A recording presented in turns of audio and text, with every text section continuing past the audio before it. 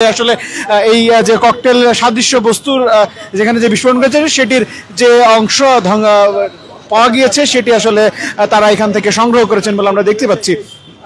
এবং এই যে ককটেল যে বিস্ফোরণ, সেই বিস্ফোরণে কিন্তু এখন পর্যন্ত আমরা জানতে পেরেছি যে ককটেল বিস্ফোরণটি ঘটেছে এনসিপির সদস্য সচিব আক্তার হোসেনকে লক্ষ্য করে, এবং তাকে সহ যে এনসিপির নেতাকর্মীরা এখানে অবস্থান করছিলেন তাদের উদ্দেশ্যেই কিন্তু এই ককটেল বিস্ফোরণটি ঘটানো হয়। এবং আজ কিন্তু একই সাথে আওয়ামী লীগের প্রতিষ্ঠা বার্ষিকী।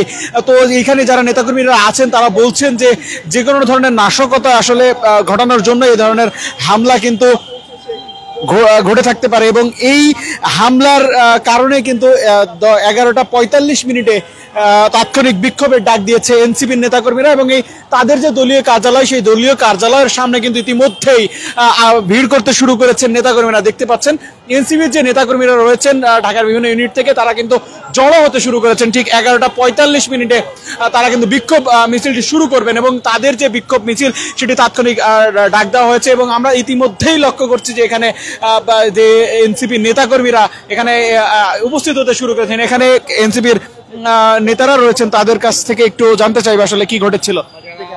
এখানে হামলায় আহত হয়েছে তারা যেটা জানিয়েছে যে সিগন্যাল থেকে ধেয়ে আসা একটি প্রাইভেট কারে করে ককটেলটা বিস্ফোরণ করা হয়। তখন আমাদের সদস্য সচিব আক্তার হোসেন তিনি তখন নিচে দাঁড়িয়েছিলেন এবং আমাদের বিভিন্ন জায়গা থেকে আসা নেতাকর্মীদের সাথে তিনি কথা বলছিলেন, আলাপচারিতা করছিলেন। ঠিক ওই মুহূর্তেই ককটেলটা বিস্ফোরণ করে সেই প্রাইভেট কারটি চলে যায়। এমনটি আমরা যেটা এই হামলায় আহত হয়েছে তাদের একজন থেকে আমরা এটা জানতে পেরেছি। কারা কারা আহত হয়েছেন? আমাদের আহত হয়েছেন এখন পর্যন্ত আমরা যাদের নাম জানি, একজনের নাম হচ্ছে আব্দুর রব, আরেকজন হচ্ছে ঢাকা মহানগরের সংগঠক আসিফ উদ্দিন সম্রাট, আহত হয়েছে যুব শক্তির একজন সংগঠক আব্দুর রব এবং আমাদের কেন্দ্রীয় শ্রমিক ইউনিয়নের একজন সদস্য শফিকুল ইসলাম। এই চারজন ঠিক আছেন কিনা? যে আক্তার হোসেন সুস্থ আছেন। তবে আমরা যেটা বলতে চাই যে আমরা গতকাল যে পার্টির রেজিস্ট্রেশন প্রসেসটা আমরা করেছি এবং আমরা একটি মার্কার ব্যাপারেও জনতার সম্মুখে আমরা বলেছি, এরপরই দেশ জুড়ে জনগণের মাঝে আমাদেরকে নিয়ে যে পরিমাণ আগ্রহ দেখা গেছে, জনগণ যেমনভাবে আমাদের সাথে কানেক্টেড হয়েছে সেটিকে যারা রুখে দিতে চাচ্ছে, এছাড়াও বাংলাদেশে যারা অস্থিতিশীল পরিস্থিতি তৈরি করতে চাচ্ছে তাদেরই কাজ এই ধরনের ন্যাক্কারজনক সন্ত্রাসী হামলা, এবং তাদেরকে অবিলম্বে আগামী 24 ঘন্টার মধ্যে তাদেরকে অবশ্যই আইডেন্টিফাই করে গ্রেপ্তার করতে হবে এবং বিচারের আওতায় আনতে হবে। তাহলেই আমরা বুঝতে পারবো যে আসলে আইন শৃঙ্খলা বাহিনীর সক্ষমতা কতটুকু। এবং আমরা আরও আহ্বান জানাই, ম্যাজিস্ট্রেটের দায়িত্বে সেনাবাহিনীর সদস্যরা আছেন, তাদেরকেও অবশ্যই তারা মিলে এবং আইন শৃঙ্খলা বাহিনী যারা আছে সবাই মিলে এই ঘটনার দ্রুত সুরাহা করতে হবে, আইডেন্টিফাই করে এদেরকে গ্রেপ্তার করতে হবে। আজ আওয়ামী লীগের প্রতিষ্ঠা বার্ষিকী ছিল, এই দিনে এই ধরনের ঘটনা উদ্দেশ্যমূলক মনে করছেন? এটা খুঁজে বের করার দায়িত্ব অবশ্যই প্রশাসনের, প্রশাসন এটা খুঁজে বের করবে। তবে আমরা বলতে চাই যারা আমাদেরকে থামিয়ে দিতে চায় তাদের উদ্দেশ্যে কড়াবার্তা দিতে চাই।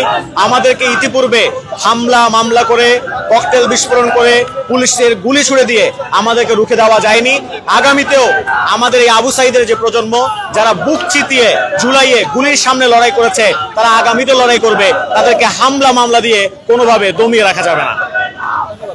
দর্শক শুনছিলেন এখানে এনসিপি নেতা, তিনি কিন্তু জানাচ্ছিলেন যে মামলা করে কোনোভাবেই তাদেরকে রুখে দেওয়া যাবে না। এবং তাৎক্ষণিক যে বিক্ষোভ, সেই বিক্ষোভের ডাকের পরে কিন্তু একে একে আসতে শুরু করেছেন এনসিপি সিনিয়র নেতাকর্মীরা, এবং তারা এখানে এই মুহূর্তে কিন্তু স্লোগান দিচ্ছেন।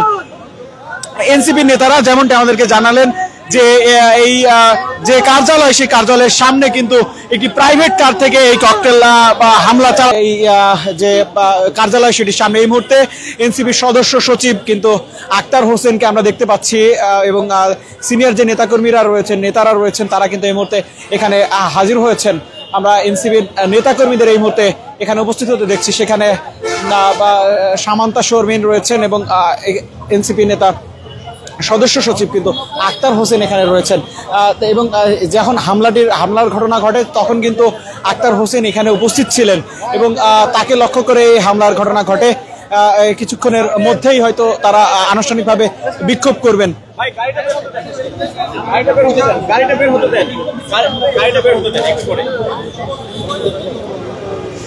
Immigration to Canada. We provide the best quality service and solution for Canada immigration. Please visit our website and contact for details.